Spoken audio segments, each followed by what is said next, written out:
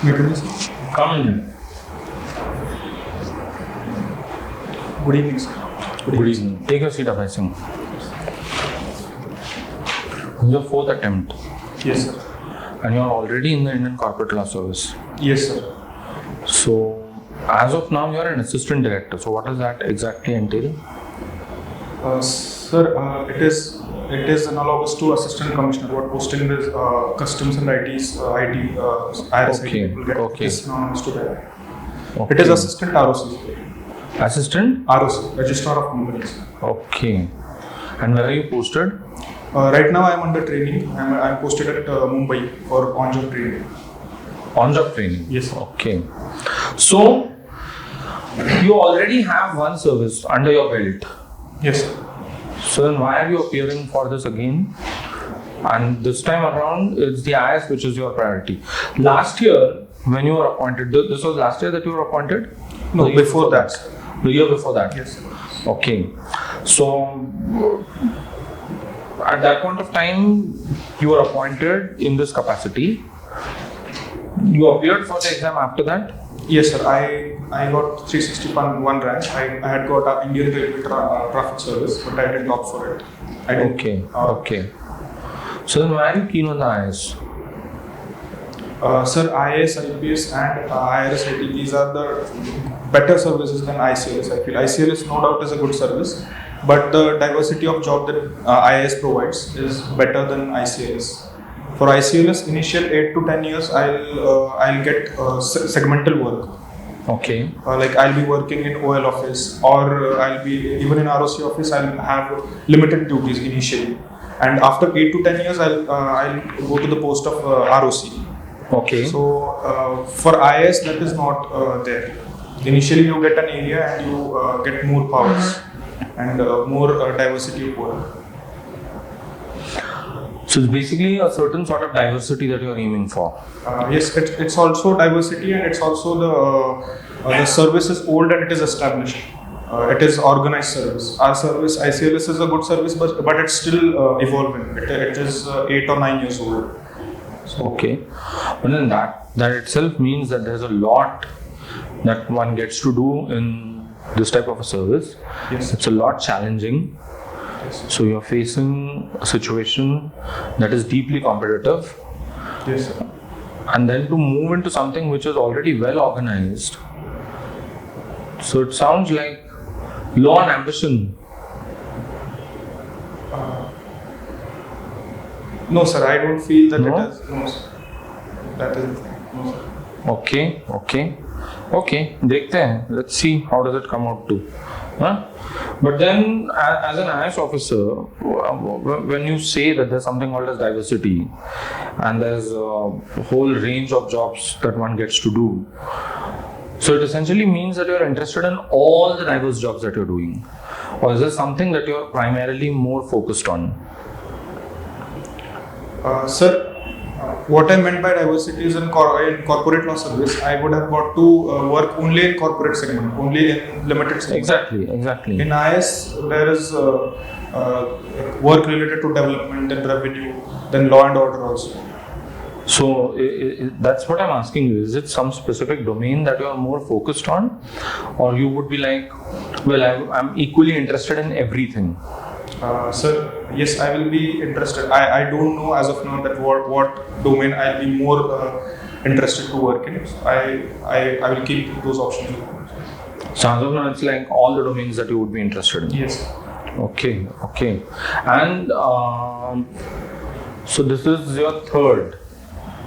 The last one was your second. No, sir. My last one was my third attempt. This is fourth. Exactly. This is the fourth. So I'm counting it in reverse. The one that you got selected was your second attempt. Second, yes. And the first attempt? I didn't clear prelims. Okay. Third attempt I got IRTS, and this is my fourth attempt. Okay. So just counting it in the reverse order.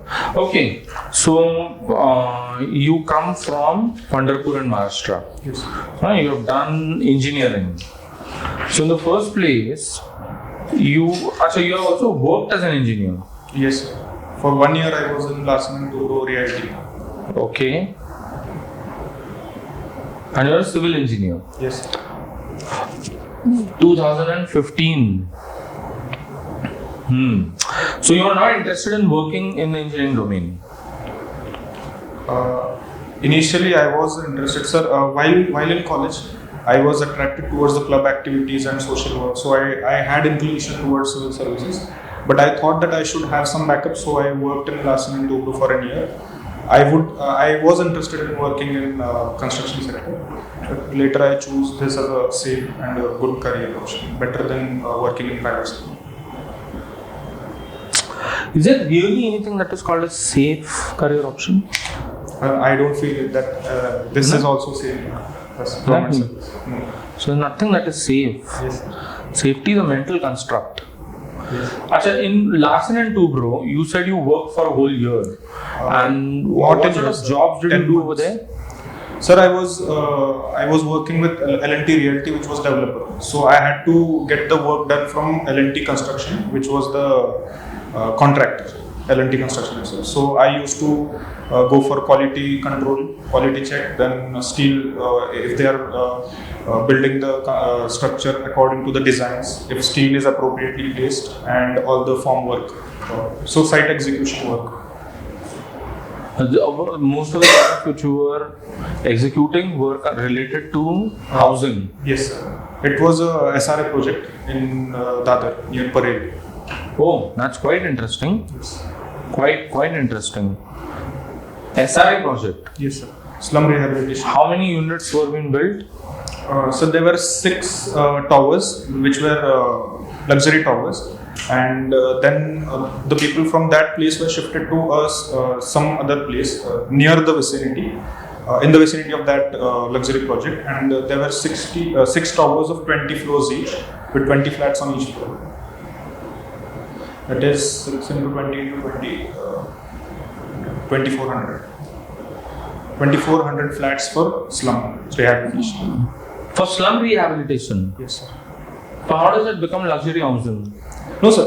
The place, the slums were shifted to the vicinity, area in the vicinity, and on that place, luxury project was built.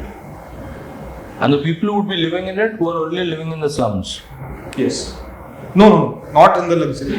So these people were shifted to pre-constructed other. Achha, so essentially you displaced people, took over their Yes. land and built luxury towers on it. Yes. Displaced in the sense just 100 meters from their original place of living. Whatever. In the sea. But then who built, were homes built for them? Yes, sir. And who It built was those? L&T construction. Achha, It was LNT built those. Yes, sir. But you were not supervising that. You were supervising the other project. Yes. Okay. फिर तो कोई फायदा. And वो कितने build किए थे for the slum dwellers? That is 2400, sir. And these 6 towers were different. These were luxury towers were also 6, and these towers were precast. These were also 6. And in both cases, the total number of dwellings is 2400 itself. No, sir. In luxury, it was different because the towers were crescent shaped, and I don't recall the exact number now. Okay. So you have a problem in a place like Bombay. Yes. We are already having a major crisis as to what do you do with land. You have any idea as to that there is supposed to be a crisis as far as the realty sector is concerned? Yes, sir. I have read a bit about it. And for a country like India, which is a couple of things at one and the same time. So land is stressed. Yes. On account of the fact that you have a huge population. There is a demand for housing on account of the rate at which we are rapidly urbanizing. And then you have all these different types of structural issues in terms of access to credit. You have any idea about when it comes to the public sector bank NPA problem in India? To what extent does reality dominate that sector? Sir, it has a major chunk. I don't know the exact numbers. So it has a major chunk. Yes, sir. Okay. So all in all, and then you have the Supreme Court stepping in and demanding that ultimately if corporates involved in reality are not able to execute projects, then the government should take it over and the government should go and execute and complete those projects. So if you look at the last couple of years in India, why do you think are we at this sort of an inflection when there is a demand for something? Okay, there's a demand for reality. We already have a stress situation as far as land is concerned. Yes. So this should actually be a very competitive sort of a domain in India. But nevertheless, what we find is stress, what we find is problems, controversies, NPAs, everything. So why is this happening? So because maybe there is a mismatch between the area. These projects are constructed in areas where there is the land rate and the construction cost is very high. Like in Mumbai, most of the projects are now being constructed in southern Mumbai, Bombay region.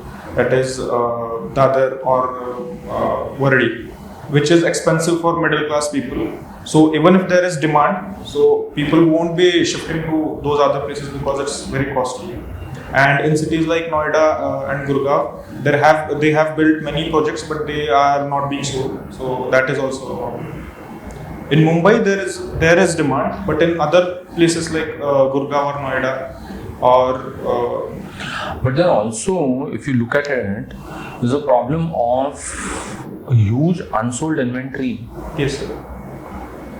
So on one hand is demand, on the other hand is the problems with pricing. But you also have an unsold inventory of units across the country, which is just not sold. How is housing regulated in India? Sir, Do we have a regulatory structure for it? Yes, sir. Okay. In 2016, the central government came up with a model law, RERA, Real Estate Regulation Authority, and then the state governments implemented those laws according to their real estate.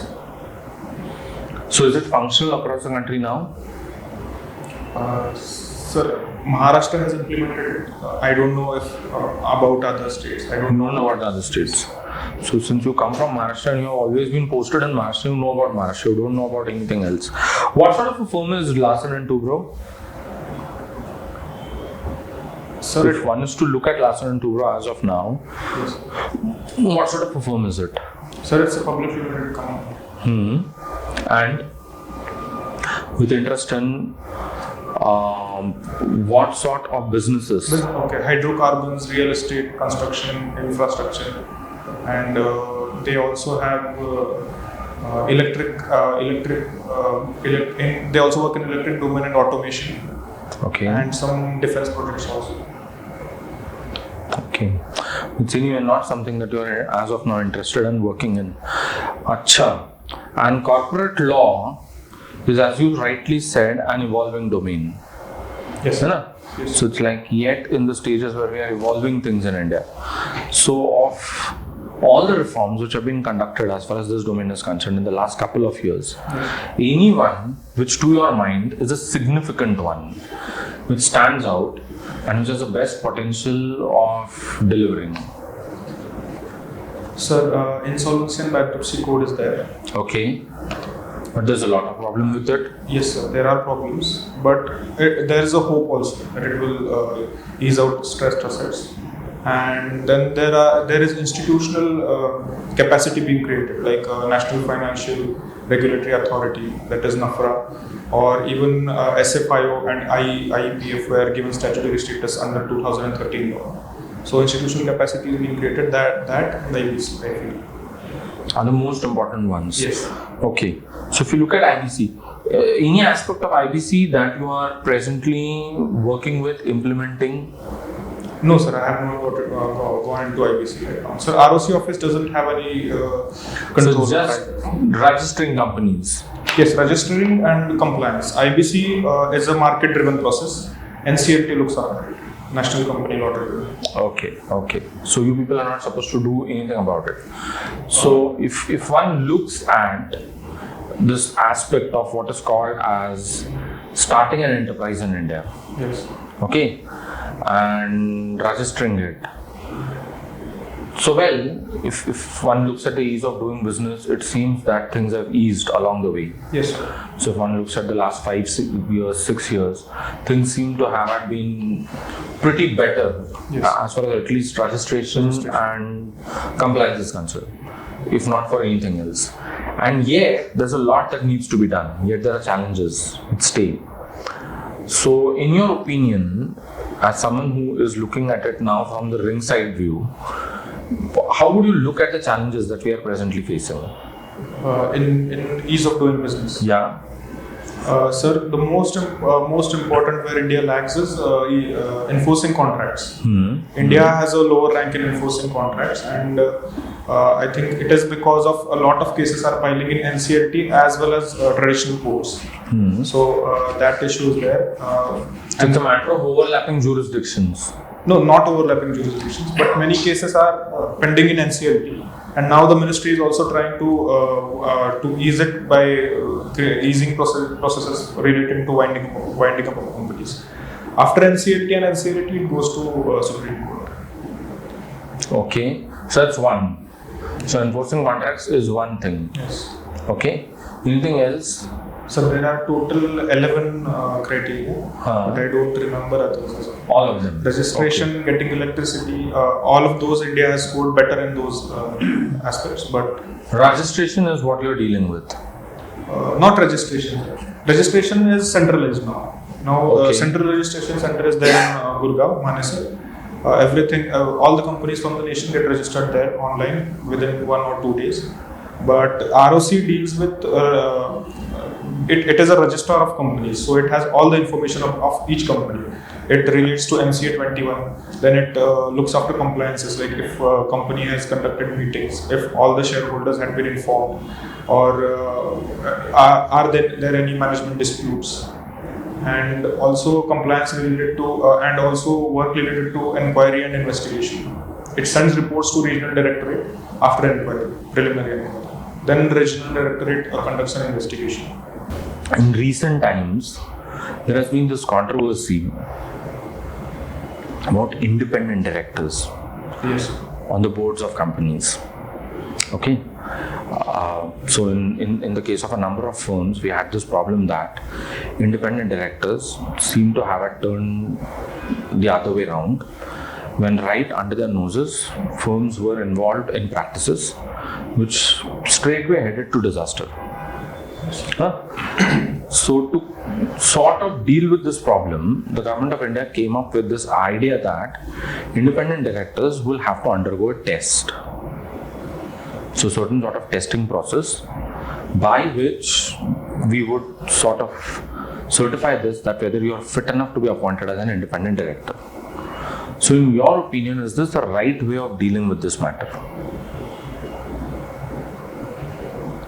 Yes, sir. It can be one of the aspects through which we can improve the awareness of independent directors. But then we also need independent directors who are actively involved and who are vigilant from their end while trying to protect the rights of minorities in the company. So I think it's a good step. But only that is not enough. But that only is not enough. Not only is not enough. Yes. But are firms complying with it?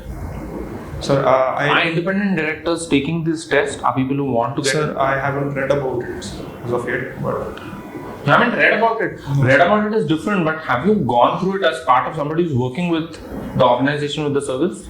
no, sir. So at your end, you have not heard about anything of this. Sir, I had read news only. I don't know details about it. But as someone coming from the service, Yes, sir. within the service, there is no talk about this. During the training period, no, sir. Nothing. Absolutely nothing. Okay. So, Akshat, so in your opinion, this is one of the ways of dealing with it. So, is there any other way of dealing with this? Or anything more that can be done to deal with this problem?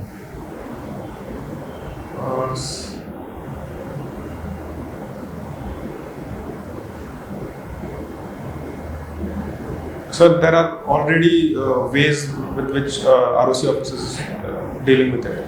Every independent director you appoint, you have to inform it to the ROC office. So ROC office can also, under section 164, remove some directors if they are not complying with the company's law. So there are already ways, but maybe educating independent directors more, or also appointing good company secretaries can be the way.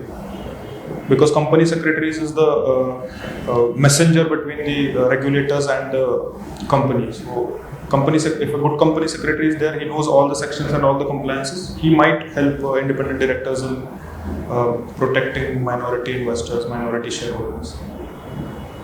Okay. And how do you look at this problem between the Tata Group? So this recent judgment Yes, sir. passed by the NCLAT, Yes. appealed against in the Supreme Court. Yes. Supreme Court has stayed the order. So how do you look at all of that? So isn't that quite messy? Yes, sir. It is. It is going on from October 2016. So for a And- firm of the repute that it is, which is well known outside India, to have that sort of a problem on our hands, so what sort of a message does it send? Sir, a government, I feel that the government cannot control this. The regulator cannot control this. It's a board of directors had some issues, and because these Shapoorji Pallonji group, Mistry group has 18.4% of shareholding, and it's the largest individual shareholder.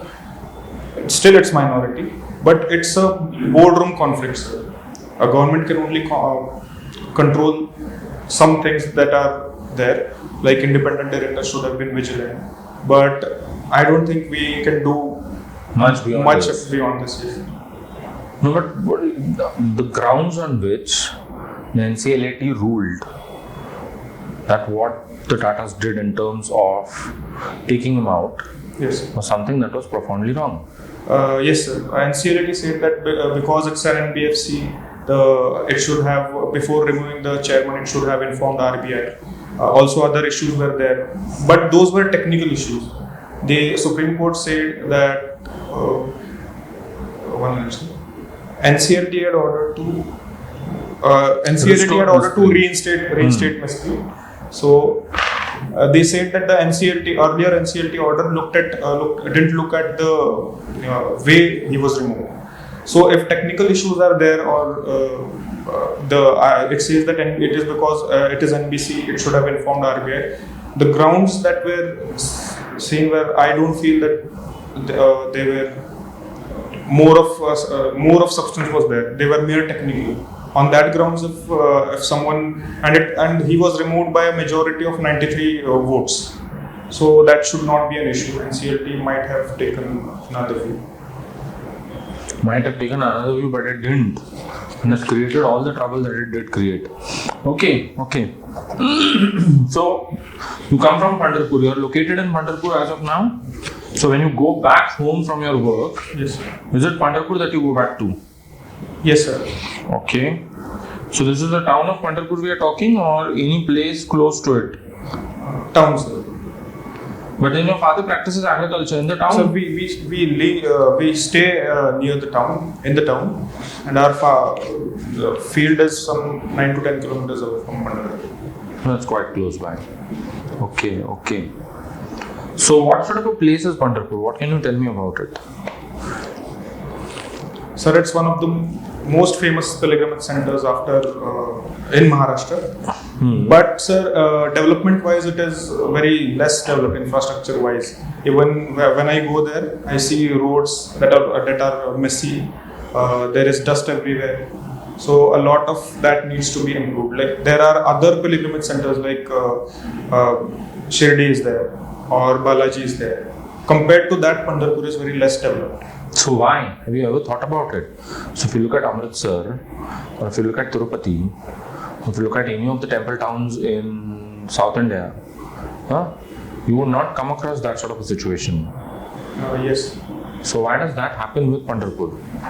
Sir, first of all, Pandharpur is a DT of farmers, or it doesn't get those many funds and donations as Shirdi gets or Balaji gets.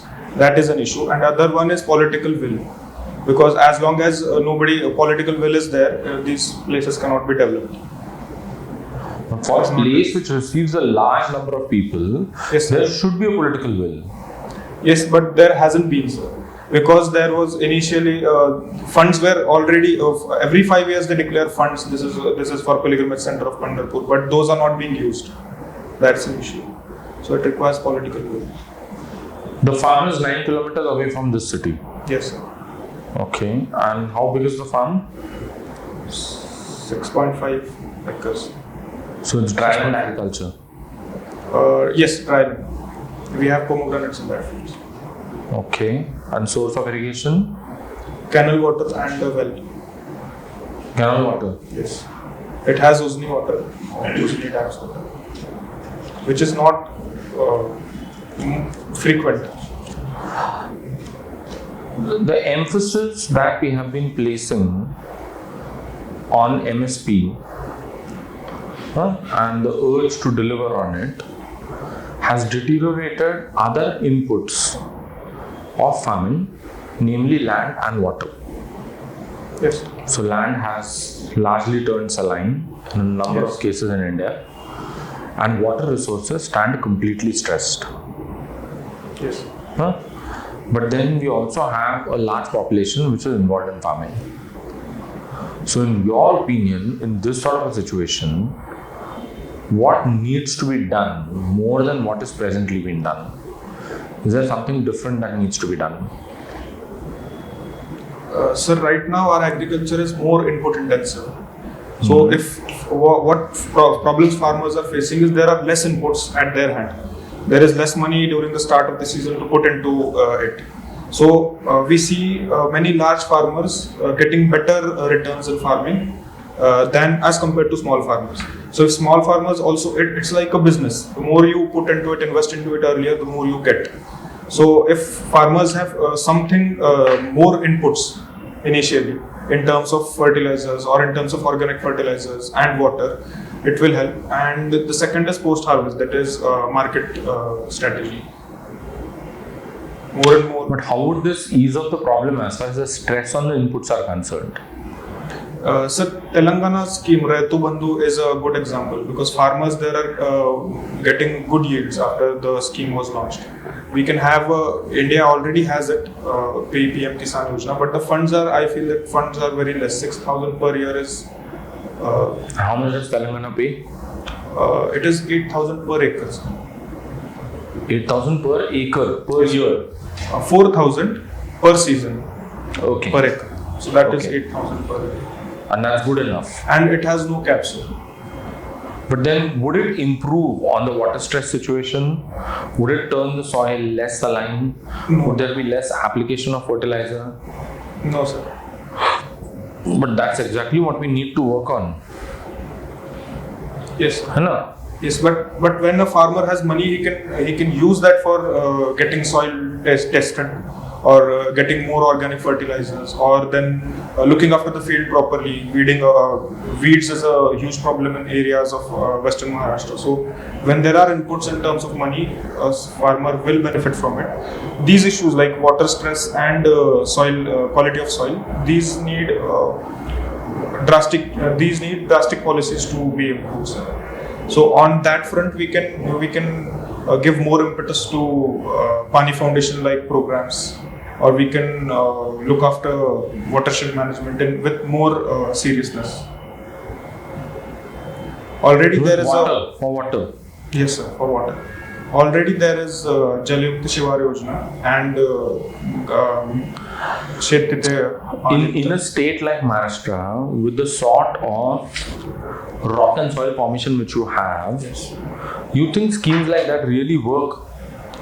When Which the schemes of the Jal Yukt Shivar variety. Yes, it has been criticized, sir. That is what. So Now, the problem is what needs to be done. What has gone wrong with Maharashtra all these years, especially as far as the western part of the state is concerned, is this intensive pumping out of groundwater itself. yes, So, scheme like Jal Yukt Shivar, which works on surface water, hardly goes about augmenting groundwater resources. yes. The need of the hour is what do you do about the groundwater resources? So that is for that only I said that more programs like Pani Foundations, what Pani Foundation has been. So, what is Pani Foundation? It has been recharging groundwater by watershed management. Has this been independently verified and tested? Yes, sir. Many villages. I regularly see the YouTube videos of that channel, Pani Foundation, and I find that it Obviously, helps. if I'm putting out a YouTube video Yes. about an activity done by me, it is always going to be appreciatory, idolatry about whatever I'm doing. But sir, it is participatory. So people from the villages are participating in it voluntarily, and they are working for watershed management. So if that helps to recharge the groundwater, then it's a good start. But that's exactly what I'm asking you. Like, have we seen authentic third-party independent verification that is a consequence of this sort of a thing has actually happened? And groundwater has been recharged on account of programs of this variety which have been undertaken. हाँ, हमने देखा है ऐसा कुछ आपने देखा है? So I haven't come across any verified data. Yes. Okay. अच्छा, civil engineering is a good enough option which is available in UPSC. So why did you go and do anthropology of all things on earth? Sir, for my first attempt, as soon as I left Larsen and Toubro, there was limited time with me. So I took anthropology option because it's a concise option. In civil engineering, you have to study a lot of subjects. That was a practical study a consideration. lot of subjects. No, civil engineering has structures, fluid mechanics, then concrete technology. That way, anthropology is a bit easier subject to study. Easier? Yes, sir. I felt it is easier, and it takes very less time to study anthropology. Going by the syllabus that UPSC has given out. Okay. So the problem is, But it's an interesting subject. Sir. Later on, I really learned from it. I enjoyed the subjects. what did you learn from it? Sir, it is actually a study of human evolution, and also about the present primitive societies. So learning about various cultures, it helped me. It helped me expand my view. Like, for example, there are some concepts like cultural relativism, which says that no matter you do not judge others' culture from the point of view of your own cultural glasses. So But that's so commonsensical. You don't need to study anthropology for it. That's something that has to be done. You come from a place like Pandharpur. Yes. Pilgrim centers inculcate that sense in you. Yes. If you're growing up in a place like that, then you know for sure that people coming to a place like that have so many different ways of articulating devotion. Yes. So you can't judge by saying that somebody's way of doing it is superior as compared to somebody else's way of doing it, which can be considered as inferior. So उसके लिए anthropology क्यों सीखने की ज़रूरत है? वो तो that can be a part of your even growing up in a place like that. Yes, sir, it can be, but I didn't learn anthropology for that. Through the course of learning it, I learned this.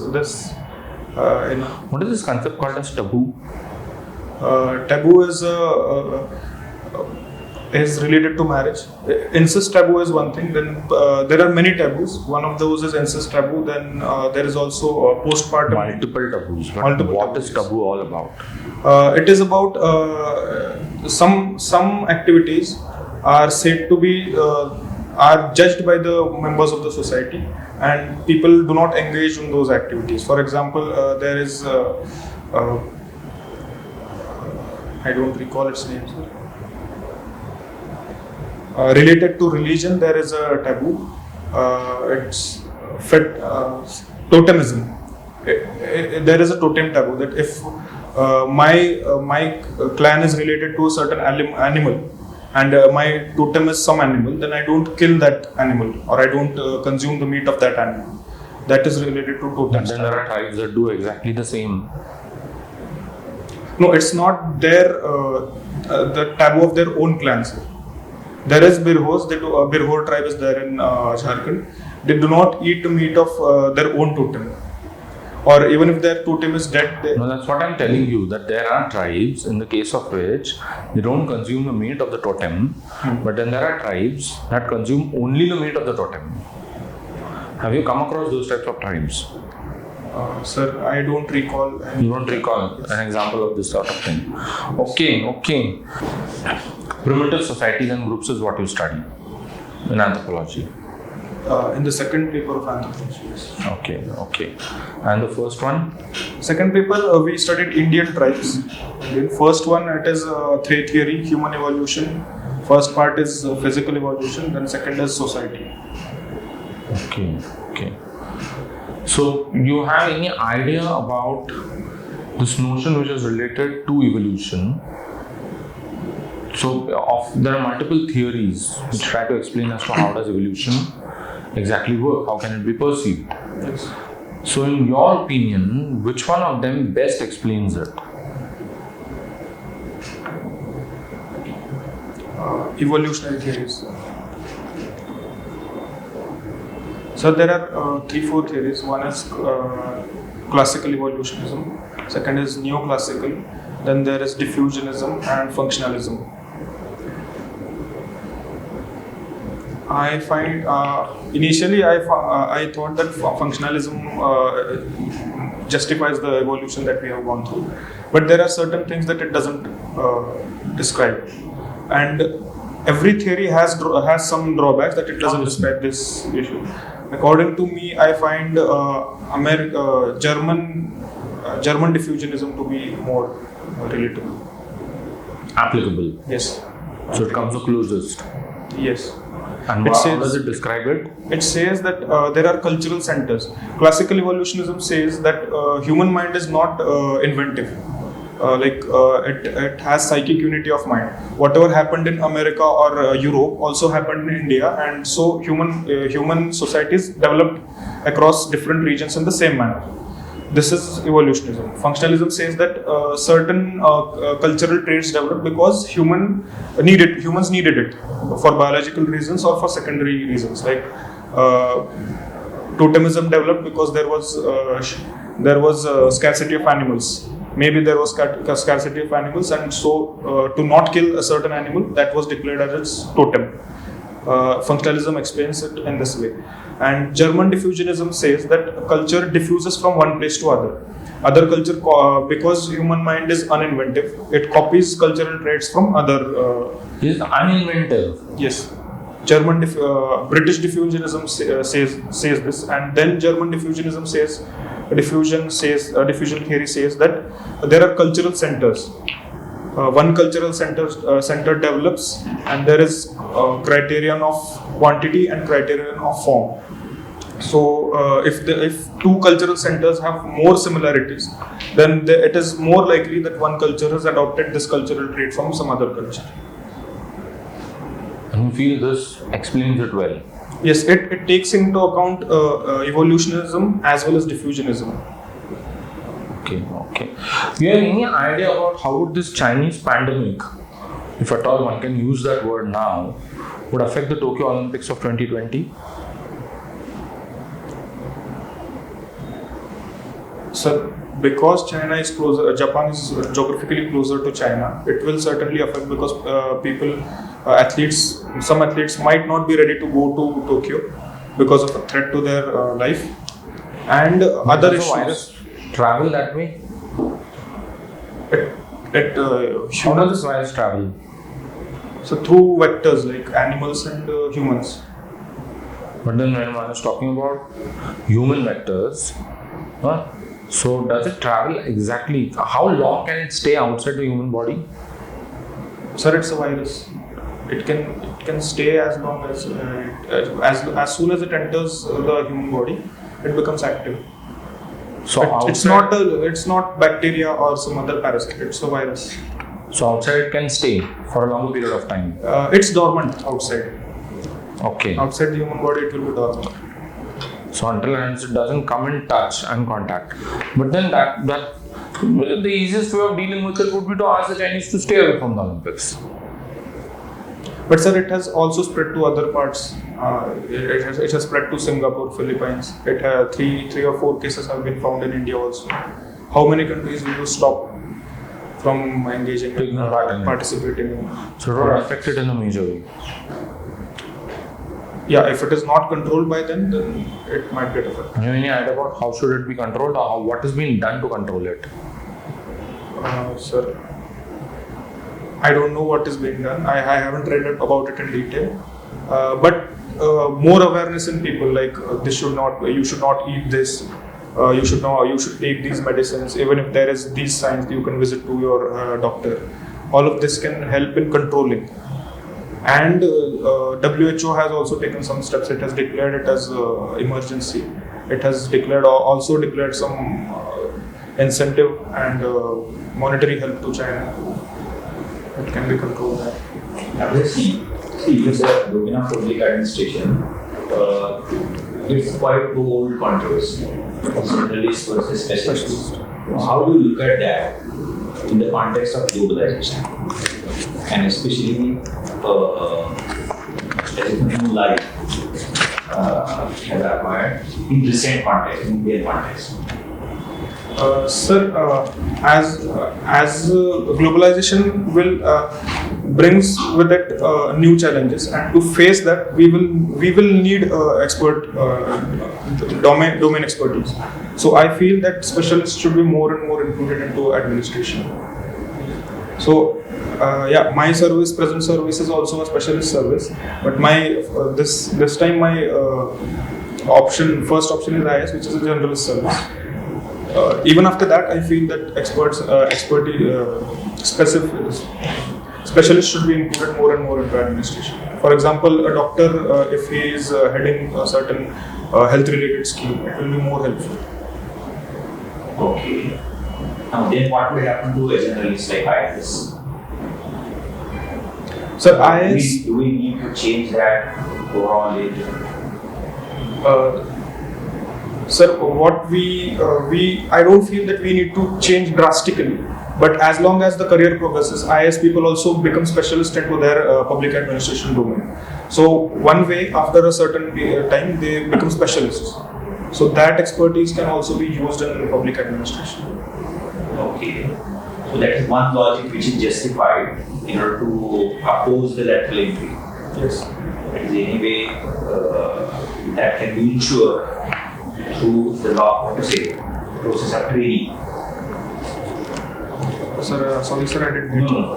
That is one argument.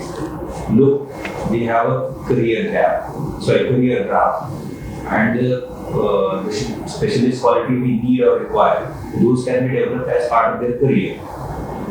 Yes. So then why do we need lateral entry? Sir, because it brings up a different view. Okay.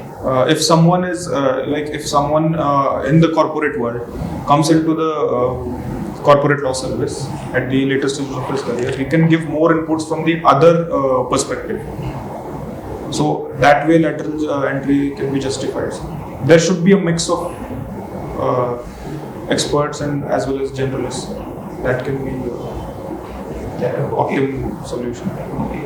See, you mentioned Pani Foundation.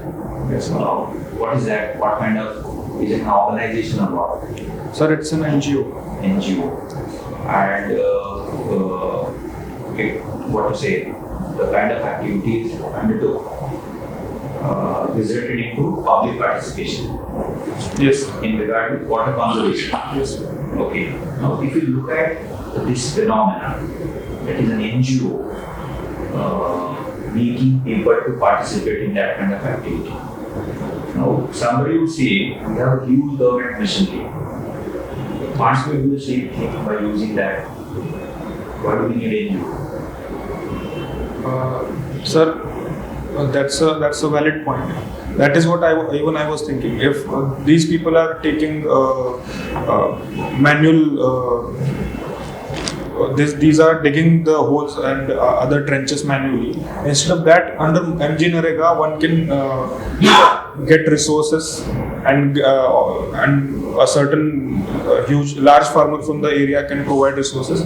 But then it has some other issues, like there are chances of corruption and all, and this in NGO work involves less bureaucracy and less red tapeism, we can say. So while government also plays its role, an NGO can supplement it. Okay, but the work done by the people, undertaken by the people as part of the Pani Foundation, was not paid. People were not paid for that. It was No, sir. voluntary It's a kind of- voluntary activity. So then, where is the question of red tapeism or corruption? In case of government working, so if government does that, there will be a time like release of funds. People will have to wait for release of funds and all. This is a competitive NGO. What Pani Foundation is doing, undertaking a competition. So there is a competitive spirit, and more people are participating in it. So there is a rapport between people and the That's the thing.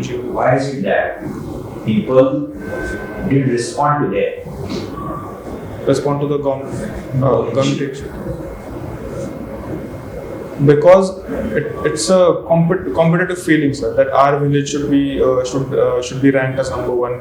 If our village is participating this time, then we have our responsibility, and this is supported by government also. Okay. So that must have played a role there. Yes.